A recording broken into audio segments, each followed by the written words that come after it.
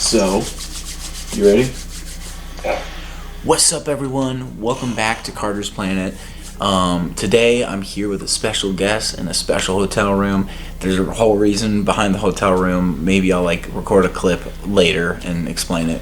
But today, I'm joined by frickin' the incredible, the fantastic Brandon B. Productions. Brandon and Brandon B. Productions. What's going on, guys?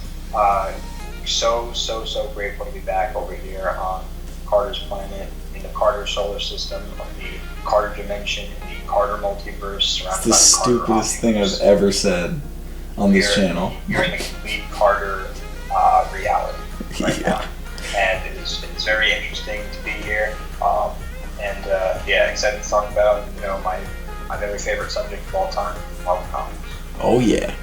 So, today's video is going to be Ant-Man and the Wasp Quantumania, which this is the spoiler section, or the spoiler bit, the actual spoiler video. So if you haven't watched it yet, and you don't care if you get the movie spoiled, then continue watching, and you might actually be surprised. I didn't hate it. I'll tell you that much before we even get started.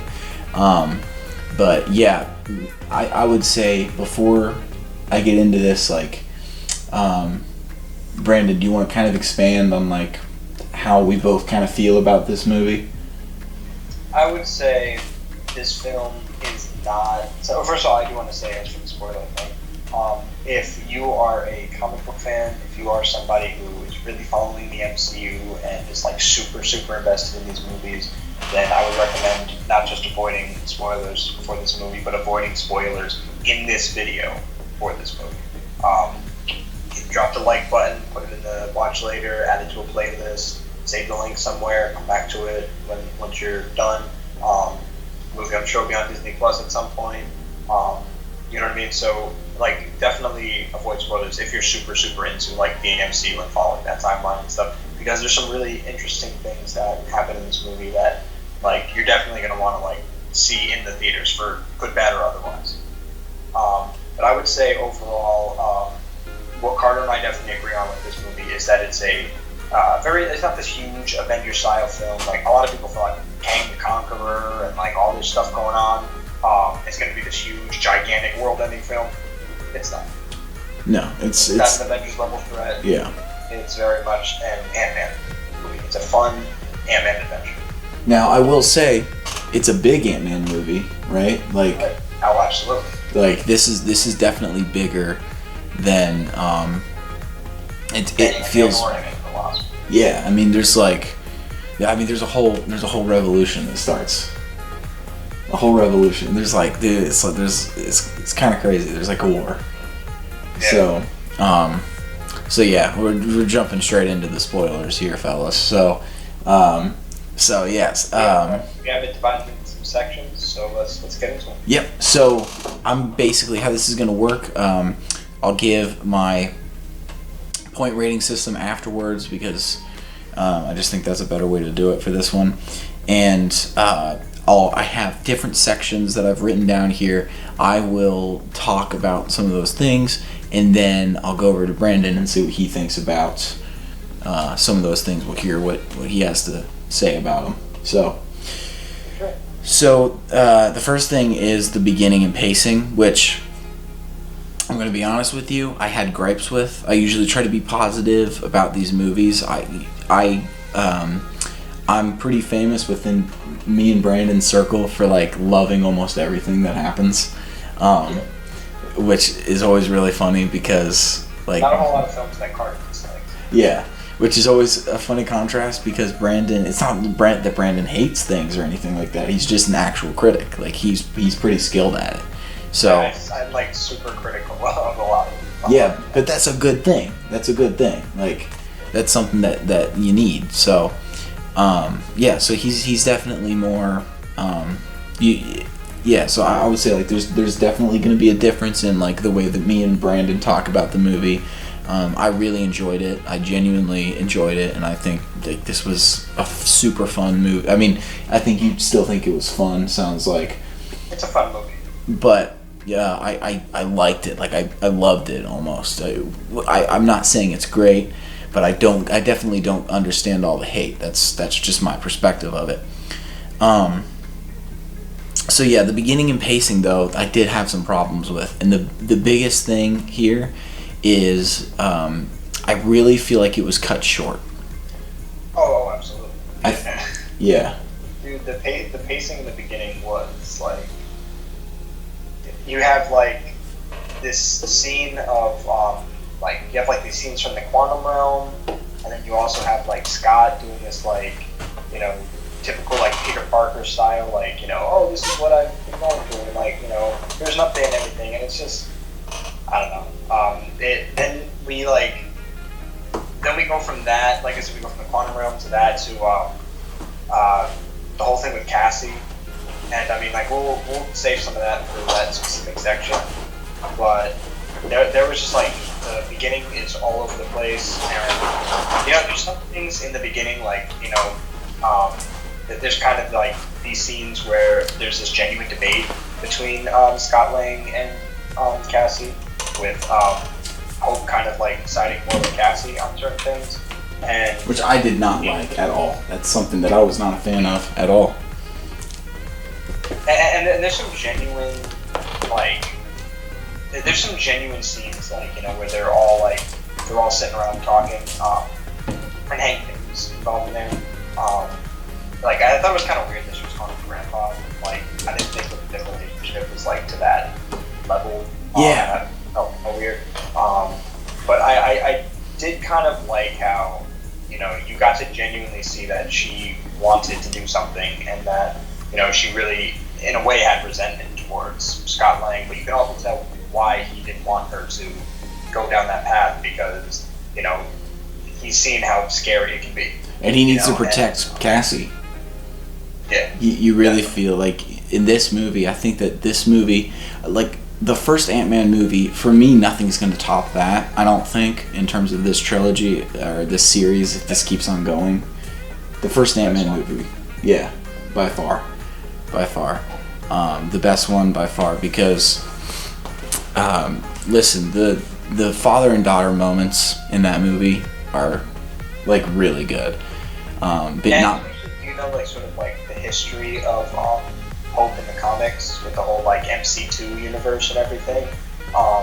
Then, like, the way that the first Ant-Man movie handles the Hank Pym legacy and fits it into the MCU's timeline, to me, is perfect. It still establishes that Hank Pym was the original Ant-Man, and that, you know, he loved his wife Janet, who was the original Wasp. They established that he built the Pym particles that were his creation, that even Stark and S.H.I.E.L.D. respected, like, what it was that he was doing and everything. And then as the movies went along, like, I don't know, they made Hank kind of a joke. He's getting his like, tech lifted in every movie. All of a sudden, everyone's stealing the Ant-Man suit and modifying it. He doesn't even know about it. Like, yeah. You know what I mean? And I agree with that, although, and I'll talk about that later, but yeah, the beginning and pacing was just cut short.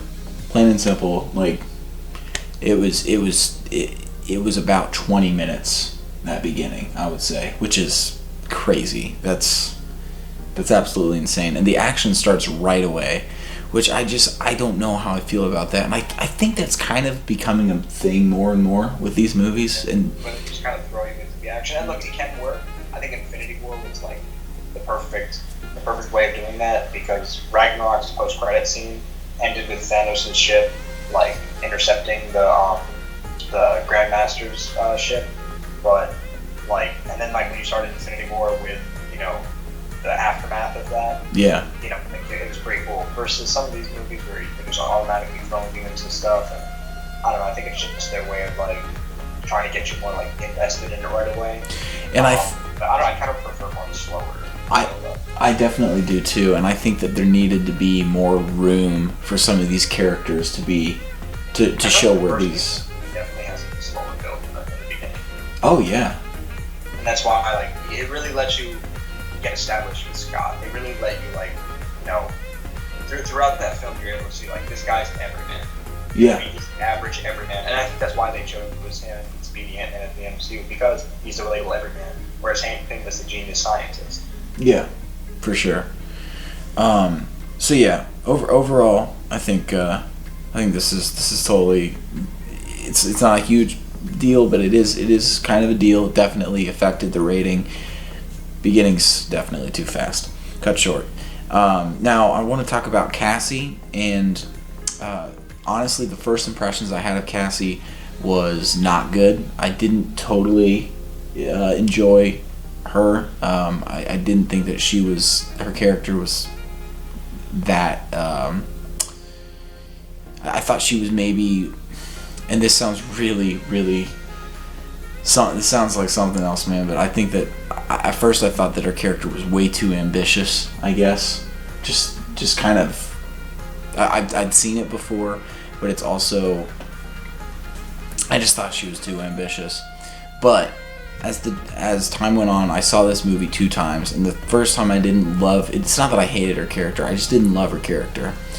But the second time watching it, I definitely loved her character. I something about the second time watching it, I just understood more about what she was kind of about. Like, and I had thought fully about the fact that like the blip happened, and there's a bunch of people that like can't even get homes, and it really sucks. And she's trying to actually do something about it, while Ant-Man, like you kind of said, she survived what?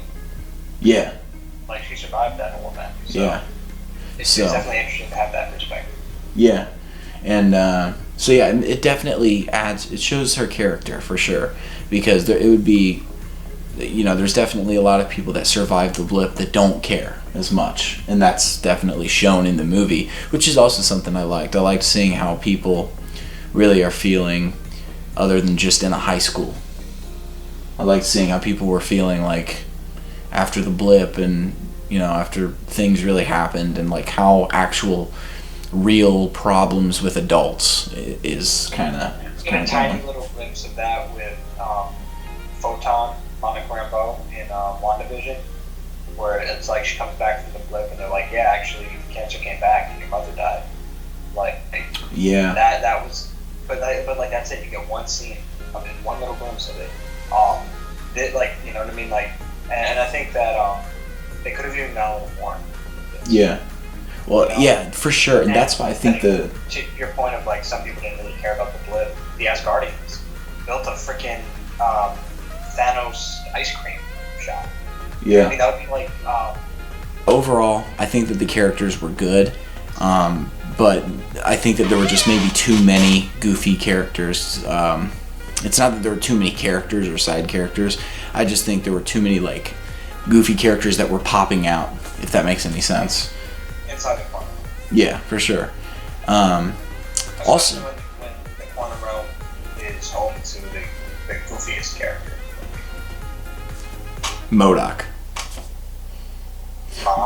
Which basically replaces Luis, which who I miss. I miss Luis. Yeah, man. I miss Luis made these movies. Ant-Man, okay.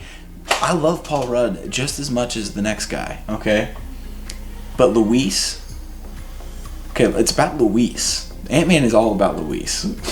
Also, was that one dude in the film that the dude who plays Polka Dot Man, was he in this? Oh shoot, was he? No, because none of the criminals were. Yeah, T.I. isn't in there. Well, T.I.'s not in there because of a recent allegation.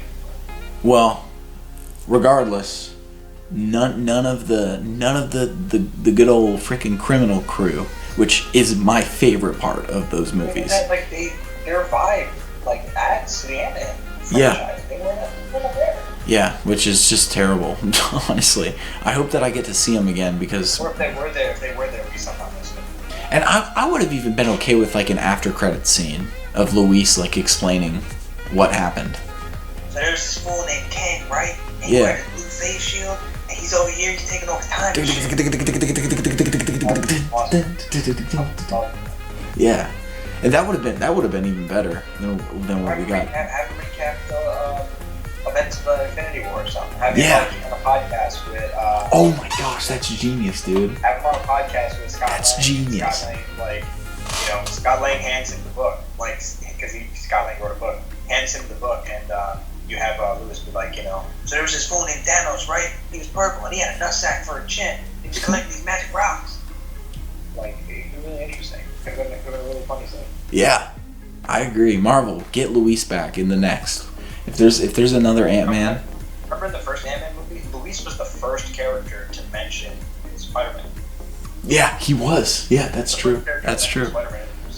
We got somebody who climbs. What is he said? We got somebody who shoots webs and climbs walls now. Yeah. Yeah. Yeah. So he was the first one to know. So yeah, overall characters pretty good, but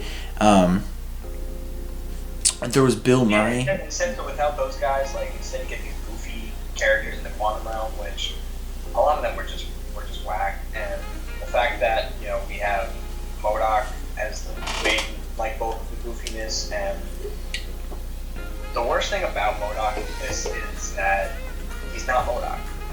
If you are a fan of MODOK from the comics or from the video games or anything like that, yeah, he's pretty dang different. I didn't hate MODOK, but I don't think the comedy. Not connected to AIM. He's not any of that.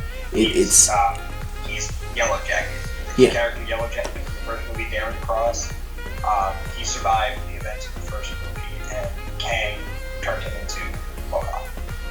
Yeah, so that was definitely something that was interesting for me to see. I was like, I don't like that. Yeah, we don't even have what's the original guy's name? The original one? Yeah. George Charles. George, yeah, okay, George Charles. Okay. So yeah, it wasn't even him. It's not like he's experimenting on himself. The Marvel's Avengers did a really good job. Oh yeah. Like a serious take. The Hulu show did a great job in a comedic take. Like he's done some stuff in the comics recently. Like the setup was there. The blueprints were there, and I don't know. I just don't feel like they and he dies. Yeah. I mean, he gets killed off. Like that's he was the Yellow Jacket from the first Ant-Man movie. If they at least said like, oh, he's a American from another universe, he's a Yellow Jacket who became MODOK, then I could be like, okay, the real MODOK's out there somewhere. But this is the real MODOK, unfortunately. And I didn't hate him in terms of like him being there, but I definitely think that MODOK should be used more. And the other thing is his comedy. I don't think it's really MODOK comedy. He I don't hate the comedy that he had, but I don't think it's some of it. I don't even think it's comedy. He acts like 10 or 20% like MODOK, and the rest is just Yellow Jacket from the first Ant-Man. Yeah. A more like mentally deranged version, even farther down the drain. The only time he acts like MODOK is when he acts like Darren from the first movie, but anytime they refer to him as Darren, then he's like, "No, I'm MODOK." Yeah. That's pretty much it. Now I will say I really enjoyed, as much as Brandon probably doesn't really enjoy this, but I don't know. I can't speak for you. But I really enjoyed the last. I enjoyed his death scene for the comedy aspects. It was funny, dude. He dies. He goes. I got really like a bunch of because I liked the first Ant-Man movie because of the Judd Apatow humor that was involved. It felt very much like Judd Apatow, and he dies, and that's like the most Judd Apatow that the movie gets. He's like, well, at least I died in Avenger. You were, and then everyone's like, well, okay, sure, yeah, and then he goes, you were like a brother to me, Scott. And then yeah, I knew he wouldn't like it, but I love it, dude. It's so funny. He puts his hand on his face, and then he just slowly moves his hand down to like his back. It's so stupid, dude. I love that kind of stuff. Am I right about this? When I was watching the stuff with MODOK and And she goes, stop, Darren, stop being a dick, or whatever. And he goes, look at me, I'm such a dick. And she goes, it's never too late to stop being a dick. And then he's like, I'm not a dick. I was like, when I was watching that, I was like, oh, Carter's dying. What? Yeah, I was, I think, I was one of the people who, I laughed out loud with the peck touch. And I also really thought it was funny when he went, the line that killed me was when he went, but look at me, I'm such a dick. But what really killed me was when he went, tell me what I should be. He's just laying there, he's pathetic. He's just looking absolutely pathetic. He's beaten up and he's just like, tell me what I should be. He just decides to go. He just decides to go. He just decides to go in a soul searching moment right there. He needs to search his soul real quick. What should I be? It's so stupid. So yeah, I didn't love MODOK, but his helmet, by the way, was... Yeah, it was. Yeah, I didn't like the design. I really didn't like the design. It was more realistic, maybe. Aside from the face, like hair, the chair part is like pretty comic accurate. I liked Bill Murray. Yeah, Bill Murray, you can't really go wrong. I mean, Bill Murray was the best part of this movie. I'm going to be honest with you. Yeah, but it kind of felt like, I don't know if any of you guys have seen the Star Wars, not the Guardians of the Galaxy one, but the Star Wars Holiday Special. And there's a lot of like older talented actors in that, but when you're watching it, you're just kind of like, oh, you were here for the paycheck, weren't you? I kind of feel that way about Bill Murray. Yeah, but still. I think Bill Murray's supposed to be playing a character from like a Hulk comic or something from the Microverse. What? Yeah. Okay, that's interesting. I didn't know that. And yeah, there really wasn't much done with that. But I liked him, but it's just because he's freaking Bill Murray, and he's gonna overperform more than most actors everywhere he is. I mean, it's just kind of how it is. But I could tell he's there for the paycheck. But at the same time, he's one of the top actors in comedy, and it's just kind of how it is. He's just gonna do great everywhere he goes, pretty much. And it's just, I liked him, but I didn't. I agree. But in it, I like it kind of way. So the comedy is maybe one of my least favorite things about this movie, because it was too little for me, and yeah, it was too much for Brandon, which for me, honestly, it was maybe it wasn't too little, but it was more so, I wouldn't say it was too little. I would say it was more so just different. It didn't feel like it just didn't feel like the other Ant-Man movies to me. The comedy, it wasn't the same kind of humor. It was wacky humor, like really wacky humor. So I don't know. Kang, though, I liked Kang. I think that this movie did a pretty good job with Kang. I got excited for him. I did get excited for him. I previously had said in some conversations with Brandon and Henry, is this channel still Hank the Tank? Yeah. I'll link this whole circle down below, the Brandon B production circle. So I kind of said before, this, it's not this movie's job to really hype up. You probably remember me saying that, Kang, it's not really this movie's job to hype him up and make him because he's going to be used more. But with that said, I do think, in my personal opinion, I think that this movie did a pretty good job at hyping him up. I think he seemed very powerful, super powerful. I think his acting was really well done. It was actually his acting that really did it for me. It wasn't any of the writing or anything like that. It was just his acting. And the biggest problem with him is that how are the Ant-Men really beating him? Like Ant-Man and the Wasp kind of beat him. If Ant-Man and the Wasp beat Kang in his Conqueror form, ooh. Yeah, the Avengers are this easy. That's an easy fight. Especially since he's going up against like sort of this like B team of Avengers. Yeah. And I mean like the newbies, the new squad, like the new kids on the block. Yeah, it's gonna be an easy fight. So like in terms of like actual, I think that his acting was good. I think that they hyped him up very well. Some of those scenes were cool. I loved when she was like, "What are you gonna do when you get there?" And he goes to the other timeline or out of the quantum realm, and he goes, "Win," and he just freaking raises himself up. I thought that was awesome. That was badass.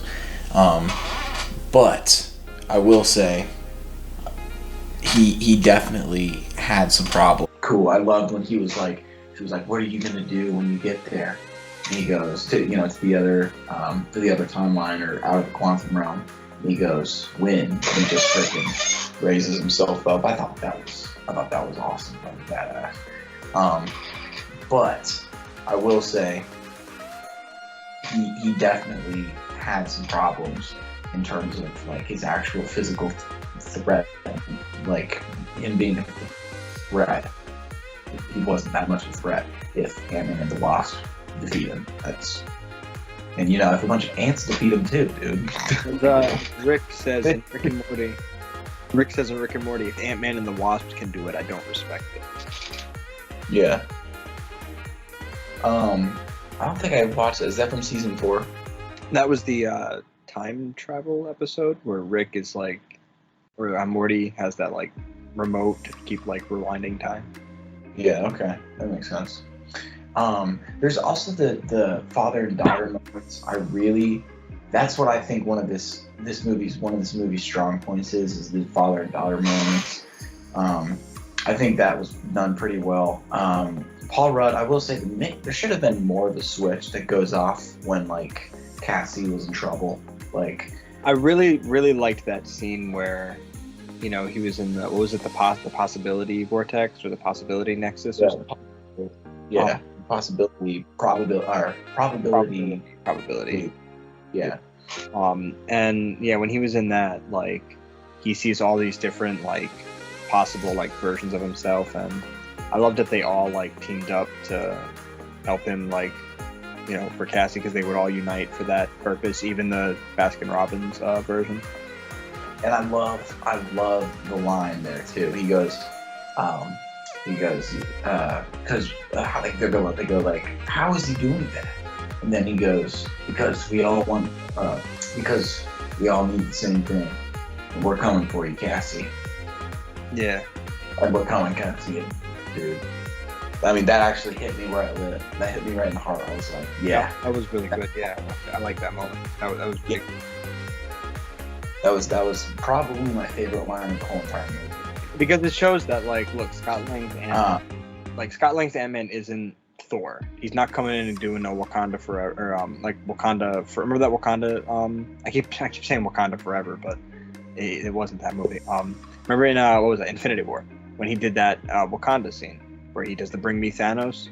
Yeah. Like, you know what I mean? Ant-Man's not gonna get a moment. Ant-Man's not doing that, but you know what he is gonna do? He's gonna go through hell of firewalk, His daughter. save his daughter. Yeah, that's any father. Like, that's just how it works. And I think that's what I've heard. I don't know. But ultimately, I think, like, I really do think that Kang was done better in the Loki. Oh yeah, 100%. I think he was done a lot better in that, and I hope he's done really good in Loki season 2. That could be really cool. Which we'll talk more about that when we discuss the post-credit scenes. I enjoyed the father-daughter dynamic between Ant-Man and Cassie. Ant-Man's, that's what, like we said, that's one of the things that definitely motivates that character. So that was very interesting to see.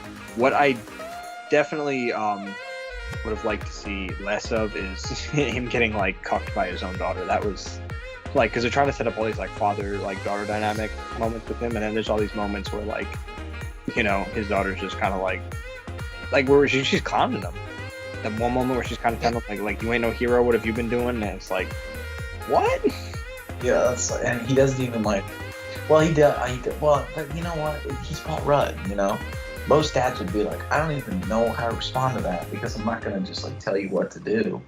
You know, I think that's a pretty. I think Paul Rudd did a good job as like reacting to that kind of thing. I thought the writing was good there, but I don't think her writing was good at all. He did good, but it was the writing.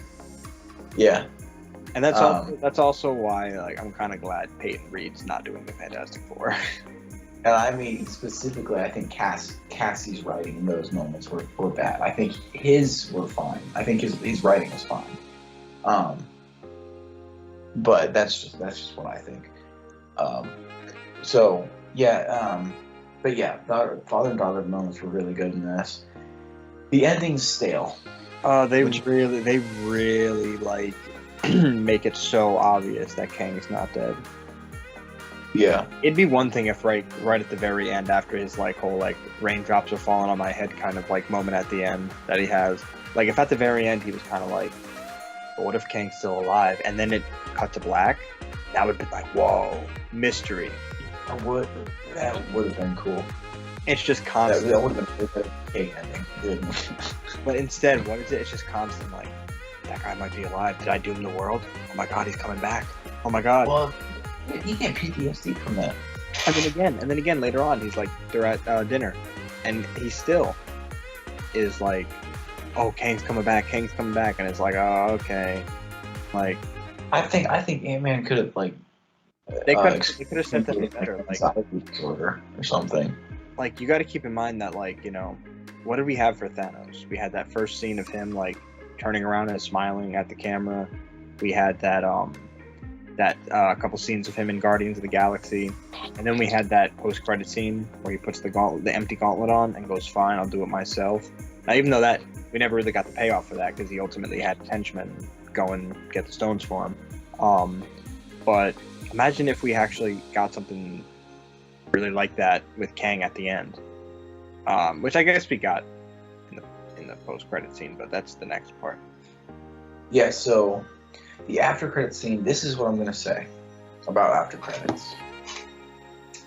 Personally, I think that Marvel's having an after credits problem. There's a crisis going on.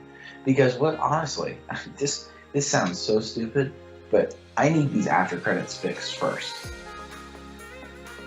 That's my personal, I need these fixed first.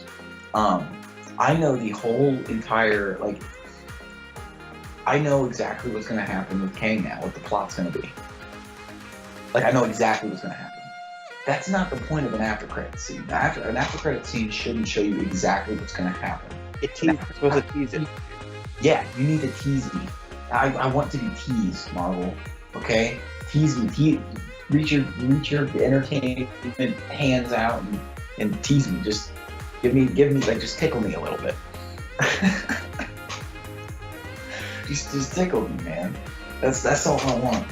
Okay? I need you. I need to want to know what's going on. Okay? I need to, like, it needs to be where I'm trying to figure things out. People are over examining. Do you remember when after credit scenes were these like occasional like treats that we got that like were specifically? There were these like little treats that we got, like, and they were a reward for patiently sitting through the credits. Yeah. That like we genuinely looked forward to. And then I really think it was like, I don't even know where you would pinpoint it, because like, look, Phase 1 has some great after credit scenes. The first one ever with Nick Fury, and like the Hulk one with Tony Stark, and the Iron Man 2 one with Thor's hammer, and there's just like the Thor one that teased the Avengers. Like, again, they didn't show Loki grabbing the Tesseract and like, you know, charging up his spear and shit. It just showed Shield was in possession of the Tesseract, and then Loki showed up and was like, you know, hey, that's worth the look. You know, Thanos, he put the empty gauntlet on and said, all right, like, let's get this, you know? Like, that's what it was. This, we're pretty much seeing, like, this is basically like the Snyder Cut, when they had Darkseid being like, ready the Armada, use the old way. And it's like, they're literally seconds away from invading the Earth. Yeah. You know? And that's kind of what it was with Kang. It's like, this is like, so I'm guessing this Kang Dynasty thing is going to have to start off with him, like, literally ready to invade, because that seems to be where they're at. Yeah. They're ready to go, the Kangs. Yeah, exactly. And I'm definitely. And there's thousands of them. Yeah, and I'm not as big of a fan of that. I don't want to know. You're supposed to be facing the other way. The camera keeps stopping, so I just decided I'd just go on this for the rest of it. But yeah, like I don't want to know. Like, I mean, I do, but like I want to know. If that makes any sense.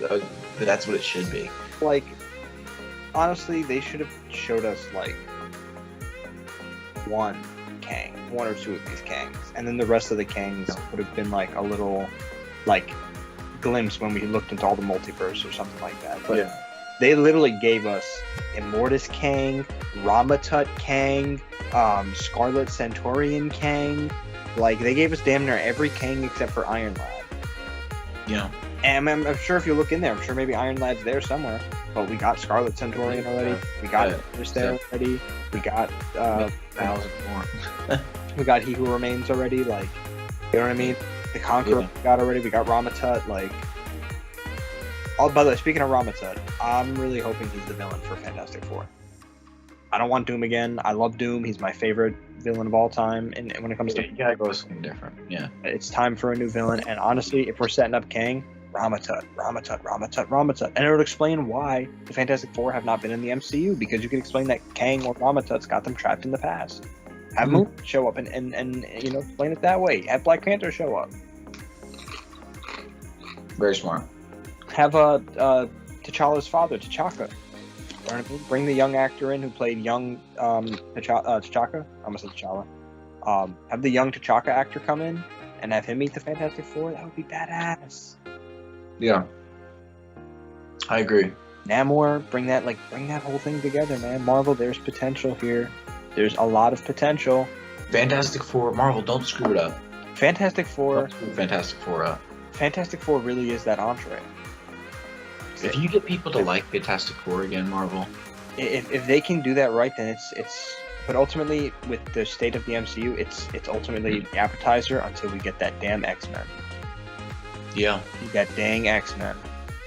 Yeah. Once we get that X-Men, and honestly, the Fantastic Four and the X-Men, we're at the state where this is kind of going to be the make or break of the MCU at this state. And it's sad to say this. That is sad to say, but I actually do agree with you on that. If the Fantastic Four and the X-Men both, like, don't do good, I think it's over. Because that's what people make. Yeah, what else? I mean, there's Spider-Man. Yeah, and they don't even have that. They barely have Spider-Man because they have all that interconnectivity issues with Sony. Yeah. You know what I mean? And like that, because that deal is pretty much can expire at any time. They don't have Iron Man and Captain America anymore. They don't have Black Panther anymore. Yeah. They don't have Black Widow anymore. They're about to get rid of Hulk and Thor and Hawkeye. You know what I mean? Like, we don't really have a whole lot of like major characters anymore that can really carry the franchise. The newer characters aren't doing as well as people wanted. They're too afraid to dive into these R-rated characters like Ghost Rider and Punisher and Blade and Moon Knight and give them that R-rated treatment. And ultimately, if the Fantastic Four and the X-Men don't do well, it's not looking good. No, if Fantastic Four and X-Men do well, we could be looking at the next, you know, the centuries or the decades next go. And audio recording. Okay, so overall, I'm gonna go ahead and give this, for me, a 7.6. 776. The 6 is for visuals, and the 7 is just because of all the other pros that I listed. I don't think it was bad, but I don't think it was great. I think it was, I'd say, really good at most for me. Brandon, what are your thoughts? I would say maybe a 5.6. I'm gonna give it. That's what I said in the spoiler-free review. I'll stick with that. I definitely do want to watch it again. Maybe my opinions might change on that, and then we could possibly do an updated video or something. But the biggest thing, honestly, with this movie, I gotta say is, you know, it's not great, you know, but you can still have a good time with this one. Whereas I feel like some recent MCU projects, not even that, some recent MCU projects have just been really bad. And I will say, compared to Ant-Man and the Wasp, the previous movie, that movie's unwatchable. Oh yeah, that's that movie. Like, I zoned out in this movie. Interest.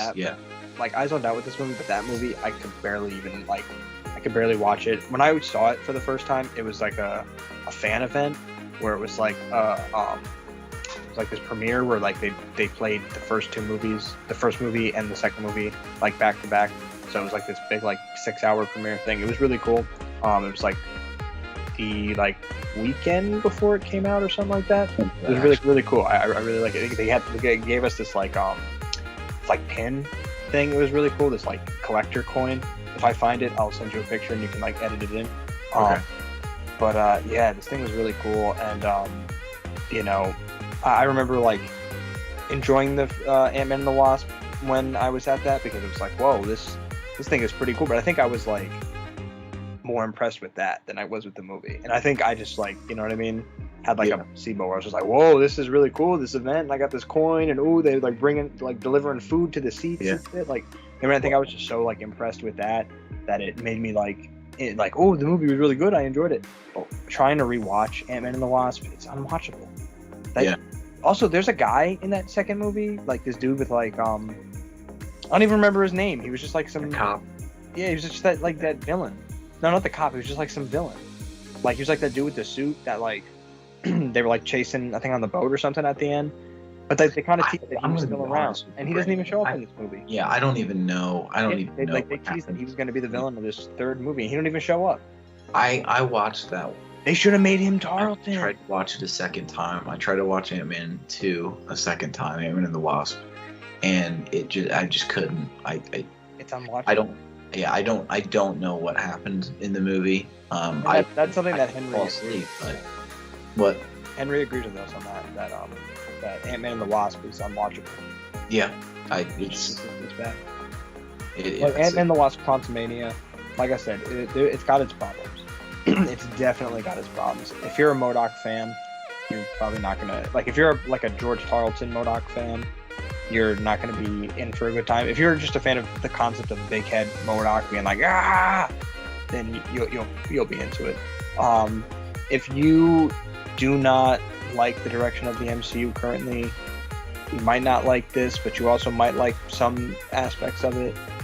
If you're just looking for something to go with the family, if you're just looking for something to watch on a date, if you're looking for something to just chill with the homies, vibe, relax, get drunk with some people or something like that, smoke, go to one of those theaters that they deliver the alcohol to your seats, go to those, you might have a good time. But if you're going to go into it with wow, Quantumania, this is going to be some cool scientific, this Kang guy, he's supposed to be the next villain, don't go into it with those expectations. MODOK in the MCU finally, do not go into it with those. I would say go into it with the expectation of just kind of having like we've been saying, just having fun. It's just you can definitely view it as a fun movie.